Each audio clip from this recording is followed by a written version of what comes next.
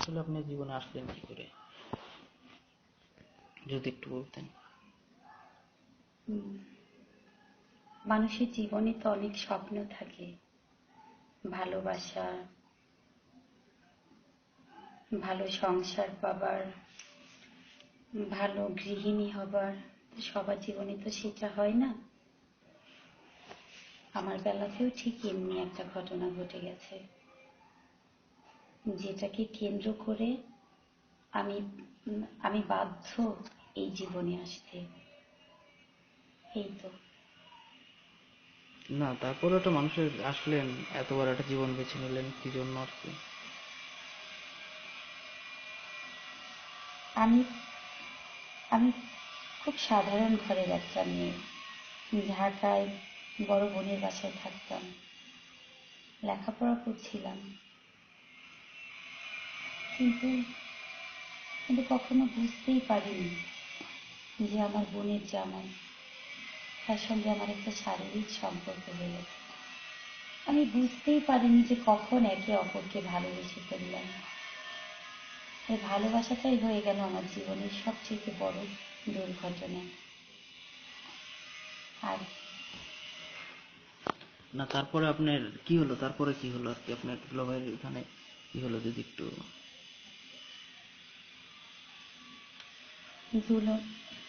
দুলাভাইয়ের সঙ্গে সম্পর্ক করতে করতে কখন যে 7-8 বছর কেটে গেছে, আমি আমি একটুও বুঝতে পারিনি। একদিনের জন্য বুঝতে পারিনি এতটা বছর কেটে গেছে একে অপরের সঙ্গে মেলামেশা করতে করতে। ঠিক এর মধ্যে একদিন হঠাৎ বাসায় সবার জানাজানি হয়ে যায় যে আমার আর আমার দুলাভাইয়ের সঙ্গে অ্যাফেয়ার চলছে। ঠিক সেই মুহূর্তে আমাকে বাধ্য হতে হলো ওই বাসা ছেড়ে বাহিরে আসতে। বাহিরে তো আমি কোনো জায়গা চিনি না, কাউকে চিনিও না। হঠাৎ করে একদিন বাসা থেকে বের হয়ে যাবার পর হাঁটতে হাঁটতে হাঁটতে কোথায় চলে আসলাম আমি নিজেও জানি না। তারপরে তারপর ঠিক ওই মুহূর্তে আমাকে আমাকে একটা ছেলে বলল, কোথায় যাবেন? ঠিক ঠিক সেই সময়টা ও আমাকে, আমার সমস্ত কথা শোনার পরে আমাকে একটা আশ্বাস দিল যে আমার এই বিপদের সম্মুখীন হতে দেবে না, আমাকে সে পুরোপুরি সুস্থ জীবনযাপন করার মতো একটা ব্যবস্থা করে দেবে। আর আর আমি ঠিক ওই সময় তো কিছুই চিনতাম না, পরিচিত কেউ ছিল না, কোথায় যাব, কি করব।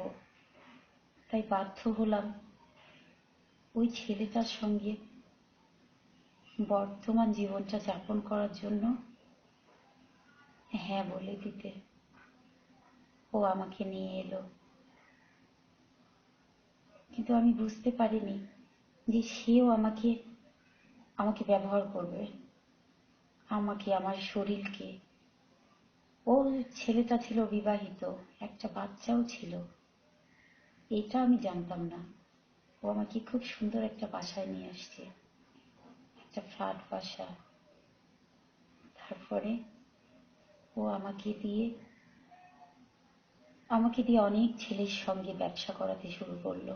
অনেক অনেক অনেক অনেক ছেলে আমাকে দিয়ে ব্যবসা করায়। ও আমার দেহটাকে অন্য ছেলেদের কাছে বিক্রি করে ও টাকা ইনকাম করতে শুরু করলো। এ কেমন একটা জীবন! আমি তো এরকম জীবন চাইনি। প্রথমে একটু ভালোবেসে ভুল করে ফেলেছিলাম, তার পরিণামে এই হবে আমি বুঝতেও পারিনি। এত এত লোক, এত এত ছেলে প্রতি রাত্রে আমাকে ব্যবহার করে করে অনেক টাকা দিয়ে গেছে, কিন্তু আমার বেলায় কিছুই নেই, শুধু আমার হাত পা। আমি শূন্যই থেকে গেলাম। তাই একদিন ঠিক করলাম এইভাবে জীবনযাপন করা যাবে না। যে নোংরা পথে ওরা নিয়ে এসে আমাকে ফেলেই দিয়েছে, ঠিক সেখান থেকে আমাকে বেরোতে হবে, আমাকে একা জীবন যাপন করতে হবে। তাই একদিন নিজেকে নিজে সংযত করে ওই বাসা থেকে পালিয়ে এলাম। ওই বাসা থেকে পালিয়ে এসে আমি আমি অন্য একটা বাসা ভাড়া নিলাম। এখানে এখন আমি একা ব্যবসা করি। ওই পথে তো নেমেই গেছি, কে আমাকে এখন ভালোবেসে বিয়ে করবে, আমাকে নিয়ে সংসার করবে? কেউ করবে না। আমাকে তো বাঁচতে হবে।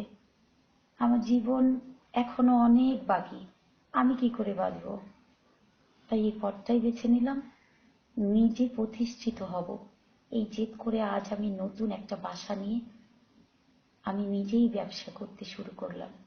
এখানেও অনেক ছেলে আসে, আমাকে ব্যবহার করে যায়, অনেক টাকা দিয়ে যায়, আর কি।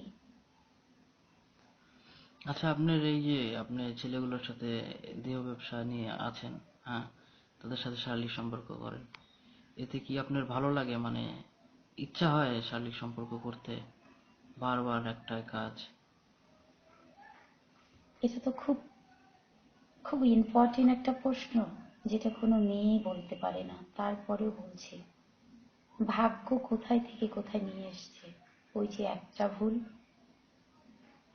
এত অল্প বয়সে বোনের বরকে ভালোবেসে যে ভুল করে ফেলেছি, তার মাসুল দিতে দিতে এই পর্যন্ত আসা। বাঁচার জন্য দেহ ব্যবসা করি। এখানে কোনো ফিলিংস থাকে না, অনুভূতি নেই, ভালোবাসা নেই, শুধু বাঁচার জন্য। বাঁচতে গেলে টাকার দরকার হবে। আপনি দেখতে পাচ্ছেন না এত বড় একটা ফ্ল্যাট বাড়ি ভাড়া কত হবে? আমাকে খেতে হয়, পড়তে হয়, এগুলো এগুলো কোথা থেকে আসে? সবকিছু ওই দেহটা। তাই এখানে ভালো লাগা অলাগার কোনো প্রশ্নই আসে না। বাঁচতে হবে, তাই বাঁচার জন্য লড়াই করে যাচ্ছি, এর বেশি আর কিছু না। আচ্ছা, তাও আপনি এই জীবনে কতগুলো ছেলের সাথে শারীরিক সম্পর্ক করছেন? অনেক, অনেক হবে। হিসাব করতে গেলে তো হাজার, তার বেশিও হতে পারে। এই হাজার হাজার, তার বেশি। হিসাব করা তো যায় না, আর হিসাব করে রাখাও যায় না, কারণ এখানে ভালোবাসা নেই। তাই হিসাব করতে যাব কেন? আচ্ছা, আপনার সাথে যে যারা শারীরিক সম্পর্ক করে তারা কোনো আপনাকে বিরক্ত করে না বা আপনার সাথে খারাপ ব্যবহার করে না? সম্পর্কটাই তো নোংরা। এখানে ভালোবাসা তো থাকেই না, স্বাভাবিক। খারাপ ব্যবহার তো এটা এইটা হতেই পারে, কারণ আমি যে ব্যবসাটা করছি, এখানে তো সবাই ভালোবাসা নিতে আসে না। এখানে আসে শুধু লোভ আর লালসা নিয়ে। অনেকেই আসে ফুল তাকে ড্রিম করে, যেটা বলে তার বাহিরে চলে গেলে আমাকে অনেক বকাঝকা করে, বকাঝকা শুনতে হয়, টর্চার করে, এমনকি মারপিটও করে।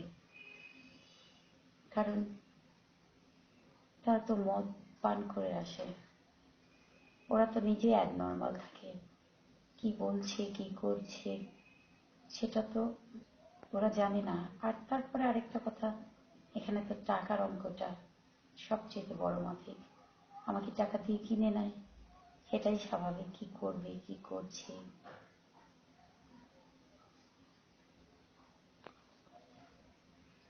আচ্ছা, আপনি যখন এই যে বাইরে টাইরে যান, অনেকের সাথে কথা বলে বাইরে যান, তখন কি ধরনের সমস্যা হয় আপনার? হ্যাঁ, এখন যখন আমি একা ব্যবসা করছি, তখন অনেক বড় বড়, অনেক প্রভাবশালী লোকরা আমাকে ফোনে কন্ট্যাক্ট করে, ফোনে কন্ট্যাক্ট করে নিয়ে যায় বড় বড় শিল্প প্রতিষ্ঠানে, বড় বড়, মানে শহরের সবচেয়ে বড় নামি দামি লোকজন, যাদের ব্যাখ্যা করাও যায় না, তুলনা করাও যায় না। এত প্রভাবশালী লোক, সব সাইড থেকে, টাকা থেকে, ব্যবসা থেকে, রাজনীতি থেকে, প্রশাসন থেকে, সব সাইড থেকে, স্কোয়ার থেকে হোল স্কোয়ার লোক, যাদের কোনো তুলনাই নেই। এরা আমাকে যখন ফোনে কন্ট্যাক্ট করে নিয়ে যায়, আমার সঙ্গে যখন রেট মেটে 5,000, তখন দেখা যাচ্ছে ওখানে গিয়ে উল্টো হয়ে গেল। একজনের সঙ্গে শারীরিক সম্পর্ক করতে গিয়ে যে কন্ট্যাক্টটা হয় তার চেয়ে দ্বিগুণ বেশি হয়ে যায়। ঝামেলা তো হয়। আর এই ঝামেলা নতুন কি? এটা তো আমার ব্যবসা, করতেই হচ্ছে বাঁচার জন্য, আর করে যাচ্ছি।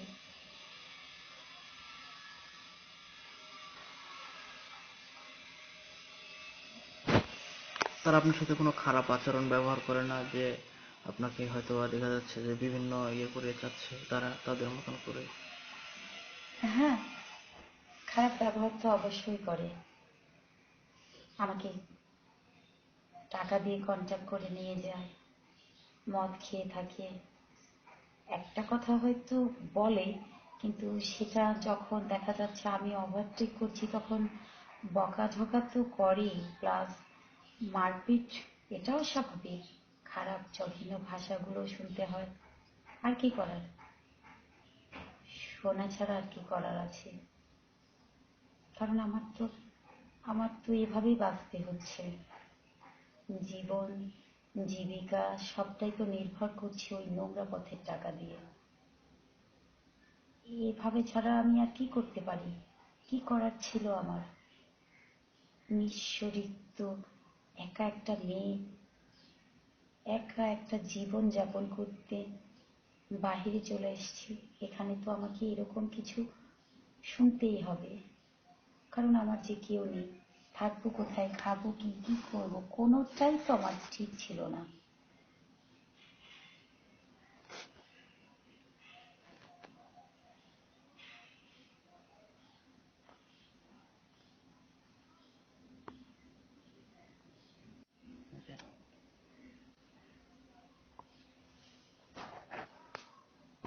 এই যে ওরা ওরা আমার দেহটাকে একটা খেলনা মনে করে।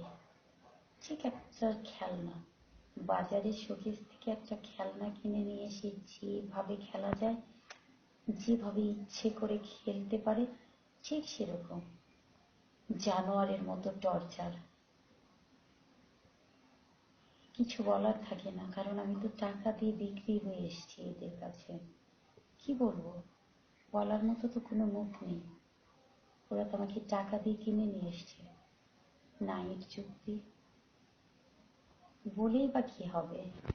বলারও কোনো ভাষাও তো নেই। তাই দোলে মুছে দুমড়ে আমার শরীরটাকে যেভাবে ইচ্ছে ঠিক ওরা সেইভাবে ব্যবহার করছে। ভালো লাগলেও কিছু করার নেই, খারাপ লাগলেও কিছু করার নেই। করার থাকে কি করে? কোনো মতেই থাকা সম্ভব নয়। কারণ কারণ আমি যে বিক্রি হয়ে যাই ওদের কাছে টাকা নিয়ে। এই এই এটাই তো আমার জীবন।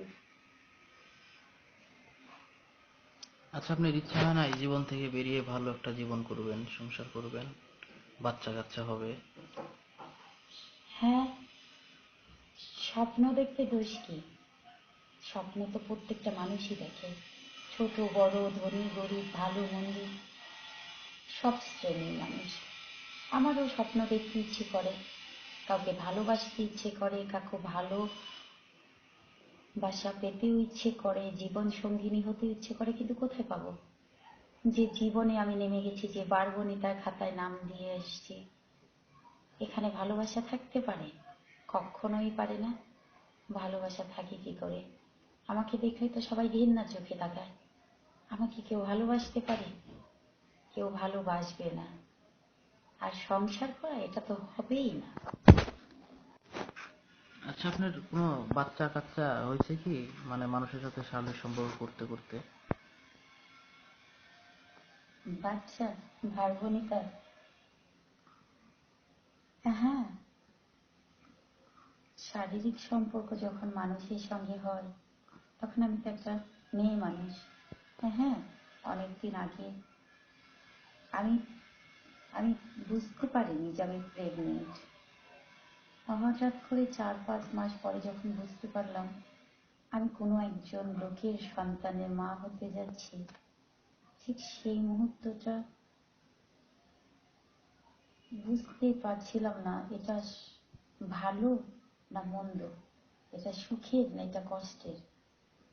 ঠিক যখন কোনো কিছু বুঝে উঠতে পারছিলাম না, তখন তখন ওই বাচ্চাটাকে আমি অ্যাবর্শন করে ফেলি, নষ্ট করে দিয়েছি। কারণ আমার এই জীবনে তো এগুলো থাকা ঠিক না। আমাকে সব সময় স্ট্রং থাকতে হবে, স্মার্ট থাকতে হবে, কারণ আমাকে তো ওই ব্যবসা করতে হয়। এই জন্য কোনো বেবি আসুক এটা তো কেউ চাইবে না, আমিও চাই না, তাই ওটাকে নষ্ট করে ফেলেছি। আচ্ছা, আমি কিছুদিন আগে আপনাকে ফোন দিয়েছেন, আপনি বললেন অসুস্থ, কি হয়েছিল আপনার? হ্যাঁ, এবার মনে পড়ছে। বেশ কিছুদিন আগে আমার কাছে একটা ফোন এসেছিল। একটা ফোনে একটা ছেলে আমার সঙ্গে আবার ঠিক আগের মতো সম্পর্ক, মানে খুব ক্লোজ। ফোনে কথা বলতে বলতে তার সঙ্গে এত ঘনিষ্ঠ হয়ে গেলাম যে বলাই যায় না। ঠিক তার কয়েকদিন পরে একদিন ও আমাকে ওর বাসায় ডাকে। এত বেশি ঘনিষ্ঠ যে না করতে পারিনি, চলে গেলাম ওর বাসায়। ওর বাসায় গিয়ে দেখলাম ওর বাসায় একটা ছোটখাটো পার্টি হচ্ছে, অনেক ছেলেগুলো এসছে। আমাকে তাদের সঙ্গে পরিচয় করাই দিল, বললো এরা সবাই আমার বন্ধু। আমি বুঝতে পারিনি যে সেও ঠিক এমন কিছু করবে যা কল্পনাও আমি করিনি। কল্পনা করলে তো বাসা থেকে বের হতাম না। তারপরে ওরা সবাই আমাকে টর্চার করে। ওই ছেলেটা, ছেলেটার বন্ধু জানোয়ারের মতো টর্চার করে। আমি আমি যখন অসুস্থ হয়ে যাই তখন ঠিক ওরা থানা পুলিশের ভয়ে তাড়াতাড়ি আমাকে ওদের নিজস্ব একটা গাড়িতে করে আমার বাসা থেকে কিছু দূর আগে, মানে কিলো দুয়েক ফাঁকাফাঁকি হবে, ঠিক এরকম একটা জায়গায় আমাকে রেখে চলে যায়। তারপরে যখন আমি একটু সুস্থ হয়ে উঠে বাসায় আসছি তখন দেখি আমার স্বর্ণের যা গহনা ছিল, ফোন, আংটি, চেন, এগুলো কিছুই নেই।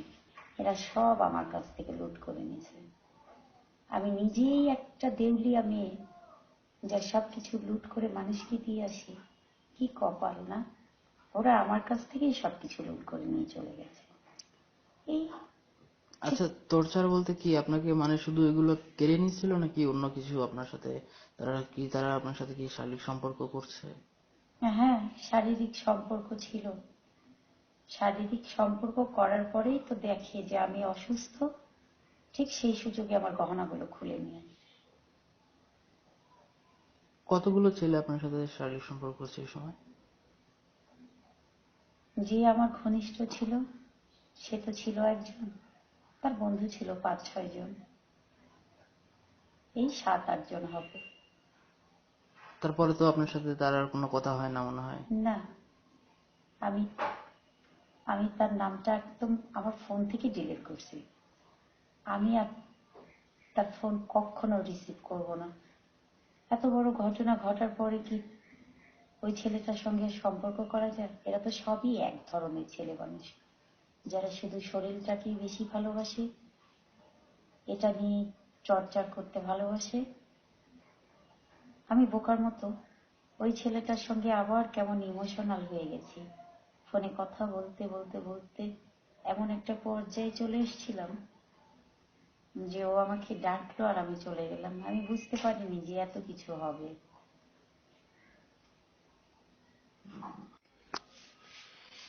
আচ্ছা, আপনি বাইরেও তো যান না হোটেলে? হ্যাঁ, আমার যখন ফোনে কন্ট্যাক্ট আসে তো তখন আমাকে বাইরে যেতেই হয়, বিভিন্ন হোটেলে আমি যাই।